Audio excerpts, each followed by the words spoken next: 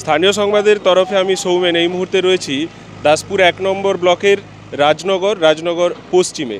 দাসপুরের রাজনগরে ১.৫ কোটি টাকার কালী মন্দির। ইতিমধ্যেই প্রাচীন এই মায়ের বেদির ৫ মাথার আসন নতুন মন্দিরে প্রতিষ্ঠিত হয়েছে। ভাঙা হয়েছে প্রাচীন ভগ্নপ্রায় মন্দিরটি। এই কালীর বয়স নিয়ে দ্বিমত থাকলেও মনে করা হচ্ছে ২৫০ থেকে ৩০০ বছরের প্রাচীন এই কালী মায়ের পুজো। তখন দাসপুর ১ নম্বর ব্লকের রাজনগর পশ্চিমে কলেরার প্রকোপে সারা গ্রাম উজাড় হবার জোগাড়।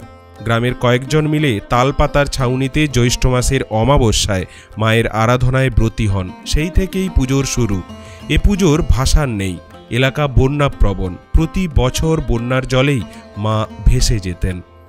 এই কালী এলাকা ও এলাকার বাইরের ভক্তদের মাঝে খুবই জাগ্রত।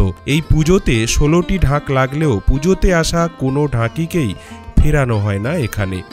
এই কালীর আরাধনায় কবিগান কিন্তু মাস্ট। কালীকে ঘিরে ভক্তদের মাঝে নানান অলৌকিক কাহিনী ঘোরাফেরা করে চলে।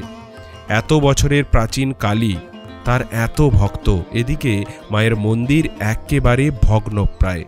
দলমত নির্বিশেষে রাজনগরের মানুষ একাট্টা হন মায়ের নতুন মন্দির স্থাপনায়। সেই মন্দিরই আজ ধীরে ধীরে পূর্ণতার দিকে। আগামী ২৫শে মে মন্দিরের শুভ উদ্বোধনের দিন ধার্য হয়েছে। উচ্চতায় ৭৪ ফুট ছাড়াচ্ছে এই মন্দির। কয়েক কিলোমিটার দূর থেকেই এই মন্দিরের ধ্বজা উড়তে দেখবেন ভক্তরা। বন্যার কারণে মন্দির যাতে আর না ডোবে সেদিকে নজর রেখে মাটি থেকে মায়ের বেদির উচ্চতা প্রায় ১০ ফুটেরও বেশি রাখা হয়েছে। ছোট ছোট সিঁড়ি ভেঙে দর্শনার্থীরা যাতে মায়ের কাছে পৌঁছে যেতে পারে সেদিকেও নজর দিয়েছে মন্দির কমিটি। অন্যদিকে মন্দিরে না উঠতে পারলেও যাতে মায়ের দর্শনে ভক্তদের না বেগ পেতে হয় সেদিকে নজর রেখে মন্দিরের নির্মাণ হয়েছে। মন্দিরটিকে অপূর্বভাবে সাজানোর কাজ চলছে। চারিদিকে স্থাপিত হচ্ছে কালীর নানান রূপ। শ্বেতপাথরের মেঝে, মন্দিরের চারিদিকে ৪ গম্বুজ, মাঝে মন্দিরের মূল গগনচুম্বী চূড়া।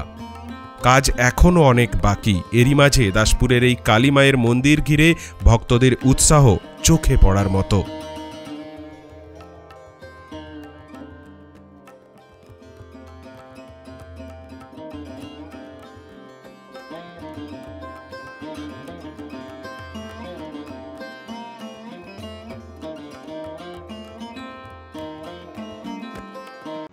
স্থানীয় সংবাদের তরফে আমি সৌমেন এই মুহূর্তে রয়েছি দাসপুর ১ নম্বর ব্লকের রাজনগর পশ্চিমে। রাজনগর পশ্চিমের প্রায় ৩০০ বছরের প্রাচীন কালী মন্দির। সেই প্রাচীন কালী মন্দির কিন্তু আজ অক্ষয় তৃতীয়ার ঠিক পরের দিন সকালে ভাঙার কাজ শুরু হলো। আর ইতিমধ্যেই আমার পিছনে দেখতে পাচ্ছেন কালী মায়ের নতুন যে মন্দির তা কিন্তু প্রায় শেষের পথে। কাজ প্রায় শেষের পথে। ১.৫ কোটি টাকার মন্দির। এখনও পর্যন্ত প্রায় টোটাল খরচ হতে পারে বা তারও বেশি খরচ হতে পারে। এলাকাবাসীরা আমার সাথে রয়েছেন, তাদের সাথে কথা বলছি এই মন্দিরের গুরুত্ব বা কবে উদ্বোধন হতে চলেছে।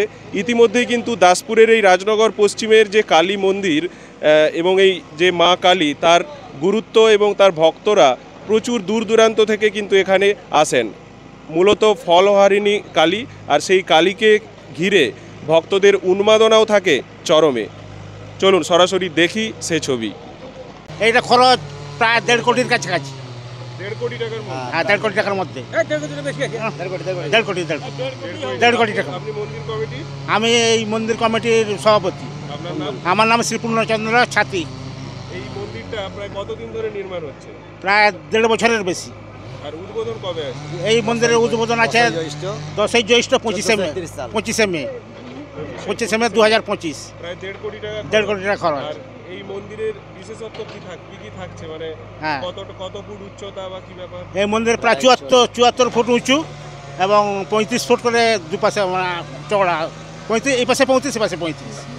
আর এই যে এত কোটি টাকার একটা বাজেট, মানে টাকার একটা বাজেট, এই টাকা কোথা থেকে এলো? গ্রামবাসীরাই সবাই দিয়েছেন? আমাদের গ্রামবাসীর সামান্য কিছু টাকা ছিল। আমরা গ্রামবাসীর সহযোগিতা এবং আরও অন্যান্য লোকের সহযোগিতা, অনেকে দান করেছেন, তাদের কাছ থেকে আমরা সাহায্য পেয়ে আমরা এই মন্দির সম্পূর্ণর পথে হতে চলেছে। এই মন্দির যখন প্রথম একদম সেই ৩০০ বছর আগে প্রতিষ্ঠা হয়, তাতে আমরা যেটুকু জানি যে 5 মাথার এক আসনের উপর মায়ের অধিষ্ঠান হয়েছিল বা স্থাপন করা হয়েছিল, সেই আসনকে এখান থেকে তোলা হয়েছে। হ্যাঁ, তোলা হয়। গতকাল ওটা করা হয়েছে। এই মন্দিরের ভিত তুলে আমরা নতুন মন্দিরে গতকাল আমরা স্থাপন করেছি। মানে পুরানো যে ঐতিহ্য বা রীতিনীতি সেটাই কোনো রকম আঁচড় লাগেনি? না, কোনো আঁচড় লাগেনি, কোনো আঁচড় লাগেনি। আর এই 25শে মে যে উদ্বোধন হচ্ছে, কি কি থাকছে উৎসব অনুষ্ঠান? উৎসব অনুষ্ঠান আমাদের সকালবেলা প্রভাত ফেরি এবং তারপরে আমাদের একটা অনুষ্ঠান হবে। সেখানে আমাদের মানে কামারপুর থেকে আগত ভারত সেবাশ্রম থেকে মহারাজ আসছেন এবং একটা অনুষ্ঠানের মধ্য দিয়ে আমাদের মন্দিরের উদ্বোধন হবে এবং তারপর আমাদের এই মন্দিরের দ্বারোদ্ঘাটন, তারপর প্রতিষ্ঠা এবং যজ্ঞানুষ্ঠানের মধ্য দিয়ে সারাদিনব্যাপী আড়ম্বরের সহিত এটা পালিত হবে আগামী 25শে মে। এবং তারপর আমরা কালী পুজোটা হবে। তারপর 25শে মে 26শে মে আমাদের এই দেশের শীতলা পূজা, আবার হচ্ছে 27শে মে আমাদের এই নতুন মন্দিরের পুজো এবং বিভিন্ন ধরনের কালী পূজা অনুষ্ঠিত হবে বিভিন্ন সাড়ম্বরের সহিত। বিভিন্ন রকম হ্যাঁ, প্রত্যেক বছর মেলা মনজ্ঞ অনুষ্ঠান এবং 7 দিনব্যাপী অনুষ্ঠান এই জায়গায় অনুষ্ঠিত হবে। যাত্রা, অর্কেস্ট্রার এবং বহু কেনাকাটার মানে সম্ভার এই আমাদের এই মেলার মধ্যে থাকে। আর এই মন্দির উন্নতি ফলকে যদি কোনো ব্যক্তি সহায়তা করতে পারেন, এই মন্দিরের এখনো আমাদের অনেক কাজ বাকি আছে। এই মন্দিরে কোনো যদি সহায়তায় ব্যক্তি কিছু সাহায্য করেন, আমরা তার জন্য আবেদন করছি। আপনারা এই মন্দিরের বংশ পরম্পরায় সেবায়িত? হ্যাঁ, সেবায়িত। আমরা এই বংশ পরম্পরা পূর্বপুরুষ আমাদের এই সম্পদটা আমাদের দেওয়ার মানে আমরা গ্রামবাসী প্রথম থেকে বলে দিচ্ছি। এই ঠাকুরটা ছিল আমাদের পূর্ববারে, যখন কর্তারা নিয়ে আসে এইখানকে, তারপরে বলে তারা জায়গা চাই, তখন আমাদের দাদু মশাই ছিল, তখন সে বলে তাকে গ্রামবাসী বলছে তোমাকে একটু তারা ঠাকুর আমরা একটু জায়গা চাই আমাদের শশীদলই। তখন গ্রামবাসী তাদের বলে শশীদলকে বলে তোমাকে জায়গা দেবে, তো সে শশীদল বলছে ঠিক আছে আমি জায়গা দিচ্ছি, দিয়ে এই ঠাকুরটা মন্দিরটা নির্মাণ হয়ে তারপর মানে পূজা পার্বণ চালু হচ্ছে। আপনার নাম? আমার নাম সতেজল। এত বছর ধরে এই মন্দিরের সেবায়িত হিসেবে রয়েছেন, হ্যাঁ, কি অলৌকিক ঘটনা বা কিছু কি দেখেছেন এই মায়ের? ঘটনা তখন কর্তারা বলতেন এখানে লোক মানে তখন বাহ্য জমি করলার ফলের প্রচুর হতো, তখন তখন আমরা এখানে তখন সে পাঁচ থেকে ঠাকুরের এখানে বসবাস করে পূজা পার্বণ করে আয়োজন করে এটা করেছে এটা আর কি। প্রচুর ভক্তরা তো আসেন এখানে। হ্যাঁ।